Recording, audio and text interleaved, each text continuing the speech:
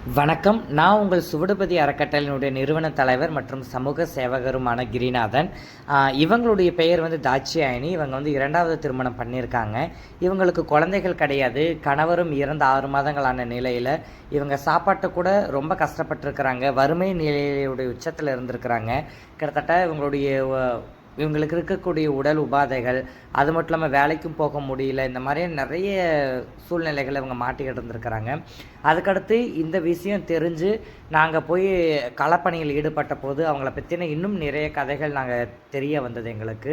உடனடியாக இவங்களை எங்களுடைய சுவடுபதி அறக்கட்டளையினுடைய முதியோர் இல்லத்துக்கு நாங்கள் கூட்டிகிட்டு போய் எங்களுடைய பாதுகாப்பில் நாங்கள் வச்சுக்கிட்டோம். இவங்க 6 மாதமாக வாடகை கூட கொடுக்கலன்னு சொல்லியிருந்தாங்க ஹவுஸ் ஓனர். ஸோ எங்களுக்கு அது கூட இல்லை, இவங்க நல்லா இருந்தால் போதும்னு சொல்லி இவங்க அவங்களே அனுப்பிவிட்ருக்காங்க. அவங்களுடைய பெருந்தன்மை இங்கே ரொம்ப போற்றப்படக்கூடிய ஒரு நிலையில் இருக்குது. நீங்களும் உங்களுடைய பக்கத்து வீடுகளில் தெருக்களில் யாராவது ஆதரவு இல்லாமல் இருக்கிறாங்க அப்படின்னா நீங்கள் எங்களுக்கு காண்டாக்ட் பண்ணலாம். அவங்களுடைய பாதுகாப்புக்காக நீங்கள் கொஞ்சம் ஒரு ஸ்டெப் முன்னெடுக்கலாம். இதன் மூலயமா சமூக மாற்றங்கள் ஏற்படும்னு நாங்கள் நம்புகிறோம். அது மட்டும் இல்லாமல் எங்களுடைய அறக்கட்டளைக்கு நீங்கள் உங்களுடைய முடிஞ்ச ஒரு உதவி பண்ணலாம். ஒரு வேளை சாப்பாடு கூட கொடுத்து நீங்கள் உதவி பண்ணீங்க அப்படின்னா ரொம்ப உதவியாக இருக்கும்.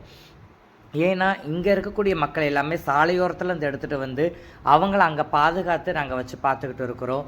நீங்கள் உங்கள் வீட்டில் இருக்கக்கூடிய பழைய துணிங்க, உங்கள் வீட்டில் யூஸ் பண்ணாமல் இருக்கக்கூடிய இல்லை தேவைப்படாமல் இருக்கக்கூடிய பாத்திரங்கள், அது மட்டும் இல்லாமல் பணமாகவோ பொருளாகவோ கொடுத்து கூட நீங்கள் இங்கே இருக்கக்கூடிய முதியோர்களுக்கு உதவி பண்ணலாம். நீங்கள் பண்ணக்கூடிய ஒரு உதவி இந்த சமூகத்தினுடைய ஒரு மிகப்பெரிய மாற்றத்தை மாற்றி அமைக்கும் அப்படின்னு நாங்கள் நம்புகிறோம். உங்களால் முடிஞ்ச அளவுக்கு உதவி பண்ணுங்கள். உங்கள் வீட்டில் இருக்கக்கூடிய, உங்கள் பக்கத்து வீட்டில் இருக்கக்கூடிய, உங்கள் தெருமுனைகளில் இருக்கக்கூடிய வயதானவர்களை கைவிடாதீங்க.